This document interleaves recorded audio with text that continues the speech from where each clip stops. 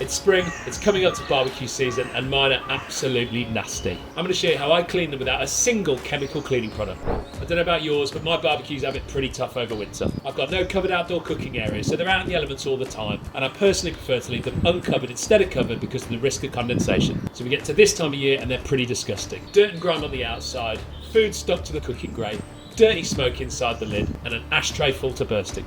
There's loads of brand videos out there showing you how to clean your barbecue using chemical cleaners and sprays, but I personally like to stay away from those types of products in such proximity to heat and fire. Right, it's time to get into it. Let's go.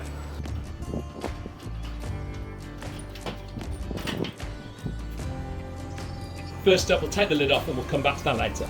And we'll take the cooking grate out. I've got some old unburned charcoal here and we're just going to pull that into the middle of the cooking grate. And now I'm going to grab some wood splits and build a fire in the middle of the barbecue, because we all know that fire kills everything. And a couple of natural fire lighters, and let's get it lit.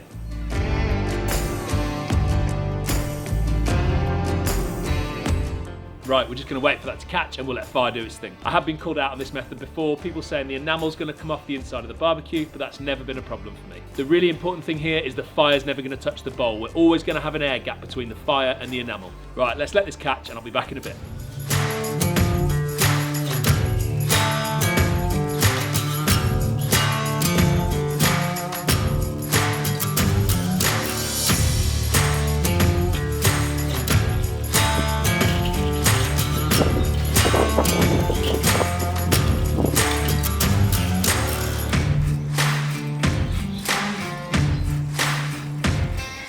So, lovely hot fire which is baking all that crud on the inside of the barbecue, and we'll scrub that off later. I'm going to get the grill grates and do the same, get those exposed to some heat and then give them a scrub down. I'm a little bit ashamed to say that actually smells amazing. Right, we're going to give this about 10 minutes, come back and give it a scrub.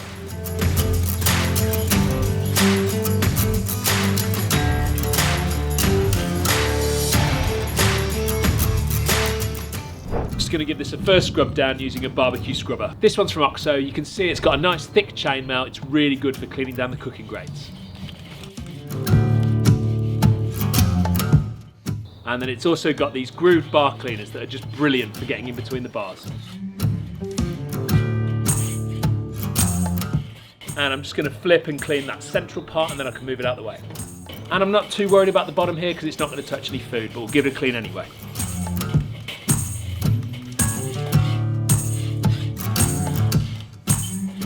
So I'm happy with that central piece. I'm going to move it out of the way and clean the outer ring.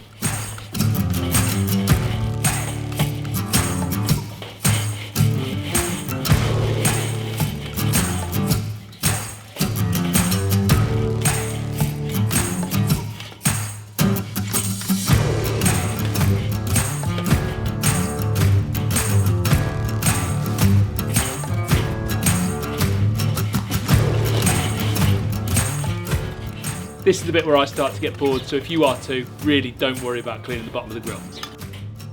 So the grill's looking pretty good, but we can go a little bit further, and this is where the foil comes in. Bit of scrunched up foil and some barbecue tongs are excellent for the next stage of cleaning.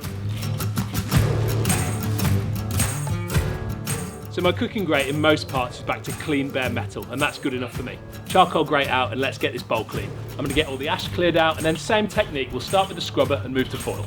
Hopefully you can see that this is so much cleaner already.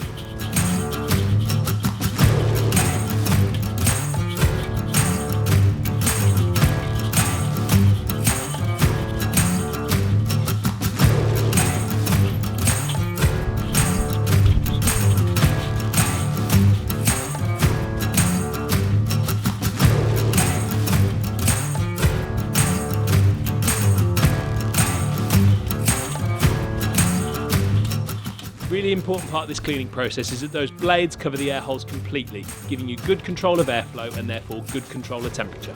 I clean the lid in the same way as the bowl, scraper then foil. Right, that's the inside of the barbecue done, so I'm going to pull it all back together, empty the ashtray out and give it about an hour to cool down before I give the outside a wipe down.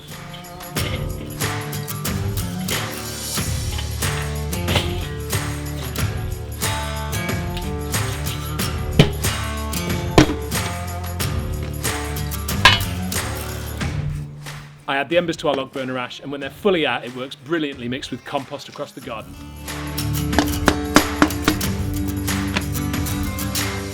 Right, I emptied the ash out and about 10 minutes later it's cooled to the touch, so no need to wait an hour. Let's get the outside cleaned up. All we need here is some warm water and a couple of old rags.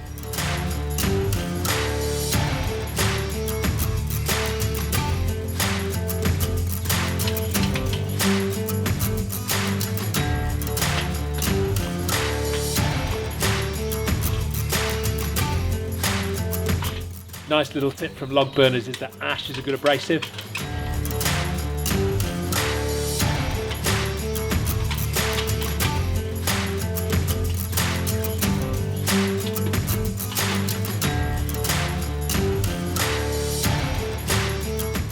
We've all got different expectations, but that's good enough for me, so I'm going to grab a cloth and dry it off.